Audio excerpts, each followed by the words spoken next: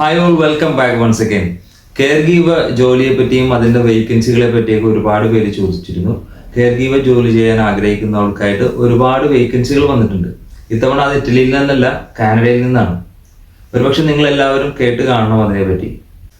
അപ്പോൾ ഇന്നത്തെ വീഡിയോ നമ്മൾ ഈ ഗോൾഡൻ ഓപ്പർച്യൂണിറ്റിയെ കുറിച്ചാണ് ചർച്ച ചെയ്യാൻ പോകുന്നത്.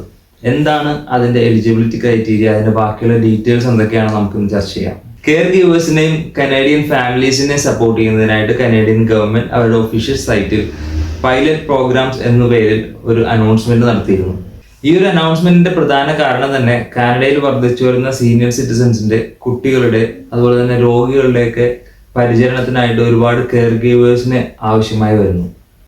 അതുകൊണ്ട് തന്നെയാണ് ഒരുപാട് റെസ്ട്രിക്ഷൻസ് ഉണ്ടായിട്ടും ഗവൺമെന്റ് തന്നെ ഈ ഒരു ഓപ്പർച്യൂണിറ്റി അനൗൺസ് ചെയ്യുന്നത്. ഇതിന്റെ മിനിമം ക്വാളിഫിക്കേഷൻ വരുന്നത് +2 ആണ്. നാട്ടിലാണെങ്കിൽ നഴ്സിംഗ് ഫീൽഡിൽ പഠിച്ചവർക്കും അതുപോലെ തന്നെ കെയർ ഹോം സെക്ടറിലൊക്കെ വർക്ക് ചെയ്യുന്നവർക്ക് ഇത് ഒരുപാട് ഹെൽപ്ഫുൾ ആകും. അതുപോലെ തന്നെ കാനഡയിലും യൂറോപ്യൻ രാജ്യങ്ങളിലൊക്കെ കെയർ ഹോം സെക്ടറിൽ വർക്ക് ചെയ്യുന്നവർക്ക് ഒരുപാട് ഉപകാരപ്പെടുന്ന ഒരു ഓപ്പർച്യൂണിറ്റിയാണ് ഈ പൈലറ്റ് പ്രോഗ്രാം. അടുത്ത നമുക്ക് ഈ പൈലറ്റ് പ്രോഗ്രാമിന്റെ എലിജിബിലിറ്റി ക്രൈറ്റീരിയ എന്തൊക്കെയാണെന്ന് നോക്കാം. ഒന്നാമത്തത് IELTS ലെവൽ 4 ആണ്. ലെവൽ 4 എന്ന് പറയുന്നത് ഏറ്റവും ബേസ് ആയിട്ടുള്ള ഒരു ഗ്രേഡാണ്. അതുകൊണ്ട് തന്നെ നമുക്ക് ആർക്കും അറ്റൈൻ ചെയ്യാൻ പറ്റുന്ന ഒരു ഗ്രേഡാണത്. അപ്പോൾ അവർ ഡിമാൻഡ് ചെയ്യുന്നത് IELTS ലെവൽ 4 ആണ്. കനേഡിയൻ ഹൈസ്കൂൾ ഡിപ്ലോമയ്ക്ക് തുല്യമായിട്ടുള്ള ഒരു കോഴ്സാണ്. ഇന്ത്യയിൽ അത് ഈക്വലൻ ടു +2 ആണ്. അപ്പോൾ അതുകൊണ്ട് തന്നെ +2 ക്വാളിഫൈഡ് ആയിട്ടുള്ള ആർക്കും ഈ ഒരു ജോലിക്ക് അപ്ലൈ ചെയ്യാനായിട്ട് സാധിക്കും. മൂന്നാമത്തെ ക്രൈറ്റീരിയ എന്ന് പറയുന്നത് recent and relevant work experience ആണ്. അതുകൊണ്ട് തന്നെയാണ് ഞാൻ പറഞ്ഞത് നഴ്സിംഗ് ഫീൽഡോ അതുപോലെ തന്നെ കെയർ ഹോം സെക്ടറിൽ പെട്ടവർക്കൊക്കെ ഹൈ പ്രിഫറൻസ് ഉള്ള ഒരു ഓപ്പർച്യൂണിറ്റിയാണ്. നമ്മുടെ ക്വാളിഫിക്കേഷൻ +2 മാത്രമാണെങ്കിൽ ഈ ഒരു ജോലിക്ക് നമ്മൾ അപ്ലൈ ചെയ്യാൻ പ്ലാൻ ചെയ്യുന്നുണ്ടെങ്കിൽ ഏതെങ്കിലും ഒരു ഡിപ്ലോമ കോഴ്സ്, നഴ്സിംഗിൽ ഏതെങ്കിലും ഒരു ഡിപ്ലോമ കോഴ്സ് നമ്മൾ എടുക്കുകയാണെങ്കിൽ അതും അതിൻ്റെ ഒരു എക്സ്പീരിയൻസ് ഉണ്ടെങ്കിൽ നമുക്ക് ഇത് ഹെൽപ്ഫുൾ ആയിരിക്കും.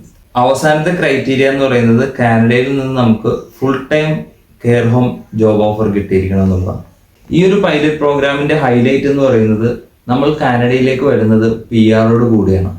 സീനിയർ സിറ്റിസൺസ്, രോഗികൾ, കുട്ടികൾ എന്നിവരുടെ പരിചരണത്തിന് ഇമ്പോർട്ടൻസ് കൊടുത്തുകൊണ്ട് കനേഡിയൻ ഗവൺമെന്റ് തുടക്കമിട്ട പ്രോഗ്രാമാണ് പൈലറ്റ് പ്രോഗ്രാം എന്ന് ഞാൻ മുന്നേ പറഞ്ഞിരുന്നു. അതുകൊണ്ട് തന്നെ നമുക്ക് മനസ്സിലാക്കാം അവർ എത്രത്തോളം കെയർ ഗീവേഴ്സിന് ഇമ്പോർട്ടൻസ് കൊടുക്കുന്നുണ്ടെന്ന്. ഈ പൈലറ്റ് പ്രോഗ്രാമിനെ കുറിച്ചുള്ള ലിങ്ക് ഞാൻ എൻ്റെ ഡിസ്ക്രിപ്ഷനിൽ കൊടുത്തിട്ടുണ്ട്. അതുപോലെ തന്നെ ഈ പ്രോഗ്രാമിനെ കുറിച്ചുള്ള മോർ ഡീറ്റെയിൽസ് ഇനിയും നമുക്ക് അറിയാനിരിക്കുന്നേ ഉള്ളൂ.